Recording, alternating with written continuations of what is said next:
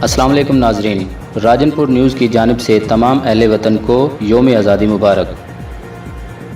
یوم آزادی کی مرکزی تقریب شایان شان طریقے سے منائی گئی، جس میں سردار نصر اللہ خان MN مہمان خصوصی تھے، جنہوں نے 14 اگست کے حوالے سے خیالات کا اظہار کیا۔ آئیے دیکھتے ہیں اس ویڈیو میں۔ یہ جو بہت اہم رول ادا کرے گا، اس پر میں آپ سب کو مبارکباد پیش کرنا چاہتا ہوں۔ آواز پہ لبیک کہا، ان کی تکلیف کا درد محسوس کیا، اس میں پاکستان نمبر 1، ترکی اور ملیشیا۔ آپ دیکھ لیں اس موقع پر، اگر ہم پچھلے 5-6 مہینے سے یہ جو کرونا کی وبا ہمارے ملک میں پھیلی ہوئی تھی اس کا ذکر نہ کروں تو میں سمجھتا ہوں کہ یہ زیادتی ہوگی۔ میں سمجھتا ہوں کہ میں کرونا اس کے بعد راجن پور کے MPA اویس خان دریشک نے 14 اگست کے حوالے سے روشنی ڈالی۔ دن ہمارے لیے بہت ہی مقدم ہے، کیونکہ جیسے ہمارے لطافی صاحب نے کہا کہ ہمیں جب یہ ملک ملا تو ہم نے آزادی کا سانس لینا شروع کیا۔ ہم اللہ کا شکریہ ادا کرتے ہیں کہ اللہ تعالیٰ نے اس قوم کے اوپر، ہم لوگوں کے اوپر مہربانی کی کہ ہمیں ایک آزاد فضا مہیا کی۔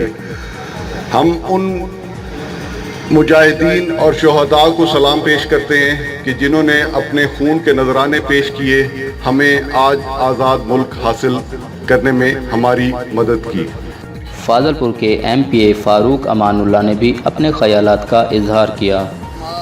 اویس خان دریشک صاحب، ہمارے ریسپیکٹڈ ڈپٹی کمشنر صاحب، ہمارے ہائی ریسپیکٹڈ DPO صاحب، ہمارے سیول ڈپارٹمنٹس کے جتنا بھی ادارے یہاں پر موجود ہیں، ہمارے سیول سوسائٹیز کو ریپرزینٹ کرنے والے جتنا بھی شخص، دن یوم آزادی کا دن ہے۔ اور اس پروقار تقریب میں DPO احسن سیف اللہ صاحب نے بھی خطاب کیا۔ موازنہ انڈیا کے مسلمان اور جو ان کی حالت ہے ان سے کریں گے۔ اگر ہمارے لیڈران قائد اعظم محمد علی جناح، علامہ اقبال، وہ تمام لوگ جنہوں نے آج اس مقام تک ہمیں پہنچایا ہے، وہ اس وقت محنت نہ کرتے تو شاید ہم بھی اور ہماری حالت بھی اسی طرح جو آج ہندوستان کے مسلمانوں کی ہے، ہماری بھی یہی حالت ہوتی ہے۔ اور اس کے بعد ڈپٹی کمشنر رانا ذوالفقار صاحب نے بھی یوم آزادی کے حوالے سے خطاب کیا۔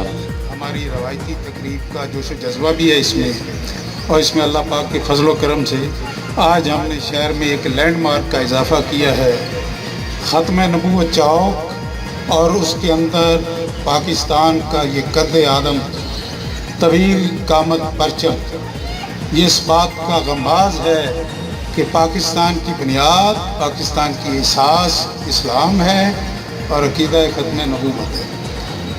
تو میں یہ سمجھتا ہوں کہ یہ اہلیان راجن پور کی بالغ نظری، ان کی اسلام اور پاکستان کی نظریاتی اساس سے والہانہ وابستگی کا ایک بیان ثبوت ہے۔ اس پروقار تقریب میں راجن پور نیوز کے اینکر ساجد قریشی بھی شریک تھے۔ ساجد قریشی اس شاندار تقریب کے حوالے سے ہمارے ناظرین کو آگاہ کریں۔